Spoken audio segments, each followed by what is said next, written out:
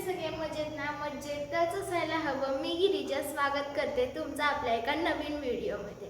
घरातली सगळी कामं झालेली आहेत, अगदी आतपासून बाहेरपर्यंत सगळं घर अगदी चकाचक क्लीन झालेलं आहे.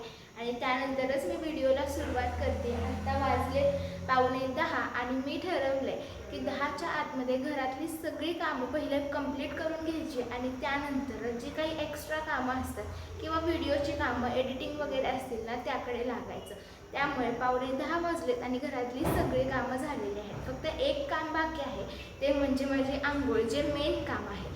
पण ते मी थोडंसं मागं ठेवलं आहे कारण आज माझा हेअर वॉश डे आहे आणि त्यामुळे मी सकाळी आंघोळीला चाललेच होते. तेवढ्यातच माझ्या डोक्यात आलं, बाहेर ना गॅलरीमध्ये एवढा जास्त मी ॲलोवेरा लावून ठेवला आहे, पण त्याचा उपयोग काही माझ्याच्याने करणं होत नाही. आणि खरं सांगायचं तर ना की जेव्हा मी व्हिडिओ वगैरे शूट करत असते ना तेव्हा स्वतःला थोडंसं पॅम्पर केलं जातं.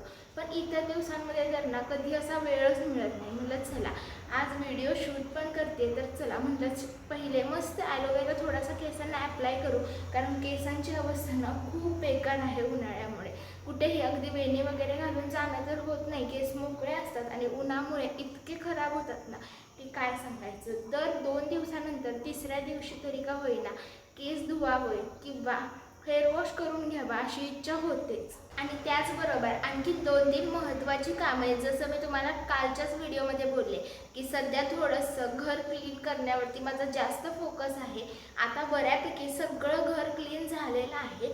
फक्त मी काही ऑर्डर्स केलेल्या आहेत प्रोडक्ट, ते येतील आज. बहुतेक आज मला वाटतं ते प्रोडक्ट येतील आणि ते आल्यानंतर किचन थोडंसं ऑर्गनाईज करण्यासाठी ना त्याने मदत होणार आहे. तर ते ऑर्गनायझर्स आल्यावरती एकदा किचन कट्ट्यावरती थोड्याशा गोष्टी ऑर्गनाईज करायच्या आहेत आणि बाकी मात्र सगळं घर आता बऱ्यापैकी आवरून झालं आहे. थोडीशी गॅलरी बाकी आहे, कुठे प्लांट्स वगैरे इकडे तिकडे करायचे त्या गोष्टी, बाकी सगळं आवरून झालेलं आहे. तर चला आज ही 2-3 छोटी पण खूप जास्त महत्त्वाची कामं आहेत, ती कंप्लीट करायची आहेत. पण त्याआधी केसांना थोडंसं ॲलोवेरा लावून घ्यावं आणि त्यानंतर बाकीच्या कामांना लागते. चला दिवसभरात काय काय होतंय ते पण तुमच्यासोबत शेअर करते. तर व्हिडिओमध्ये असेच कनेक्ट राहा. कोरफड काढण्यासाठी मी गॅलरीमध्ये गेले तर तेवढ्यातच माझं लक्ष ह्या कुंडीवरती गेलं, ज्यामध्ये मी 1-2च फक्त सदाफुलीची झाडं लावली आहेत.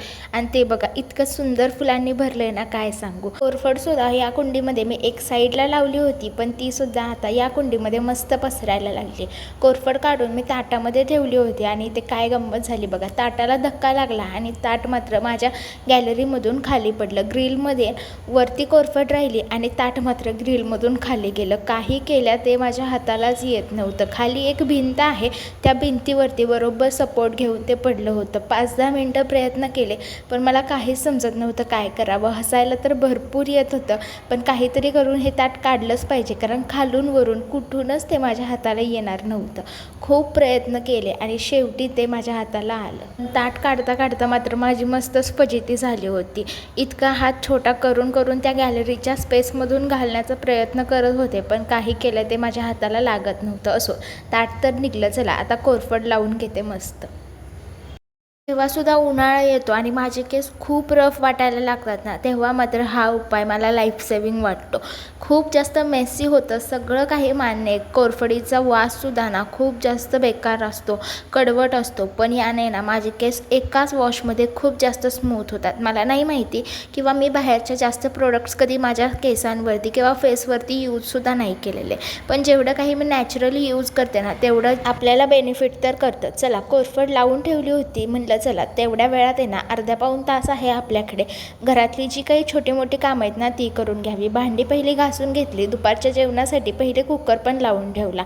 मग आजपासून व्हिडिओमध्ये गॅलरीत तुम्ही जी लटकताना कपडे बघत होता ना, तर ती मी रात्री धुवून टाकली होती. दिवसाचं ऊन इतकं भयंकर असतं ना की मलाच टेन्शन येतं. कपडे धुवून टाकली तर त्याचा कलरच उडून निघून जाईल की काय असं वाटतं. त्यामुळे आजकाल आहे ना मी जे चांगले ड्रेस वगैरे असतात ना ते शक्यतो रात्रीचं धुणं प्रेफर करते. संध्याकाळी 6 वाजता वगैरे धुवून टाकते, वाऱ्याने ते छान वाळतात आणि कपडे खराबसुद्धा होत नाही. चला छोटी मोठी कामं केली आणि त्यानंतर म्हटलं चला थोडासा वेळ व्हिडिओ एडिटिंग करावं. पण एकदा का व्हिडिओ एडिटिंगला मूड लागला ना मग लगेच उठावंसं वाटत नाही. आत्ताही तसंच झालं आणि 1 तास गेला. ॲलोवेरा जेलसुद्धा छान काम केलं असेल माझ्या केसांवरती. आता पटकन आंघोळ करून येते आणि मग तुम्हाला भेटते. मस्त आंघोळ करून मी रेडी झालेली आहे. एवढं छान वाटतंय ना, खूप जास्त फ्रेश वाटतंय. उन्हाळ्यामध्ये आंघोळ करायला जेवढी मजा येते ना, त्यातला 1% जरी थंडीमध्ये आली असती ना तर बरं झालं असतं. पण खरंच आंघोळ करून खूप जास्त फ्रेश वाटतंय. पण त्यामध्ये ना मला आठवलं की हेअर केअर आणि व्हिडिओ एडिटिंगच्या नादामध्ये ना माझं जे सगळ्यात महत्त्वाचं आजच्या दिवसाचं काम होतं ना, ते मात्र मी विसरून गेले. कालच्याच व्हिडिओमध्ये मी तुम्हाला बोलले होते की घरामध्ये गहू आणि ज्वारी दोन्हीचं सुद्धा पीठ नाही आहे. आता मला स्वयंपाकाला चालू करायचं आहे आणि मी विचार केला होता की सकाळी लवकर 10 ते 10:30च्या दरम्यान मी दळण ठेवून येईन, म्हणजे दुपारी स्वयंपाकाच्या वेळेपर्यंत मला माझं दळण करून भेटेल. तर रात्रीच मी त्यासाठी सगळं निवडून ठेवलं की सकाळी काही गडबड व्हायला नको. पण सकाळी व्हिडिओ एडिटिंग आणि हेअर केअरच्या नादामध्ये ना मी विसरूनच गेले होते आणि आता बरोबर 11:45 वाजलेत. आता मला हे समजत नाही आहे की मी दळण घेऊन जाऊ कशी, आणि जाऊ तर मला ते लगेच भेटेल का. केससुद्धा माझे ओलेत आणि माझं हेअर ड्रायर मी सासरी गेले होते तर तिकडेच राहिला आहे. त्यामुळे आता कोणताच ऑप्शन नाही आहे माझ्याकडे. हे केस तर एक 10-15 मिनटं मी थोडेसे पुसून वाळवे आणि त्यानंतर मला दळण घेऊन जावं लागणार आहे चक्कीमध्ये. दळणसुद्धा थोडं नाही आहे. 5 किलो गहू आणि 2-3 किलो ज्वारी असेल, म्हणजे 8-9 किलो. आता मला हे एवढं मोठं ओझं उचलणार आहे का, ते सुद्धा मोठा प्रश्नच आहे. बघू, यावरती काहीतरी मार्ग काढू. पहिले थोडेसे केस ड्राय करते, म्हणजे मी बाहेर जाऊ शकेन.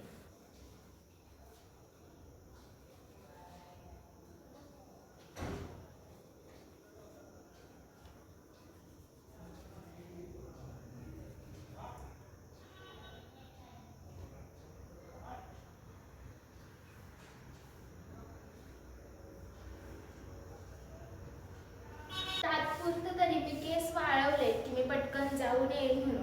पण आता प्रॉब्लेम असा आहे की ही पिशवी ज्वारीची तर मला उचलते, पण ही गहू, हे दोन्ही मिळून ना खूप जड होते. मी उचलू तर शकते, पण हे उचलून एवढ्या लांब चालणं म्हणजे खूप अवघड आहे.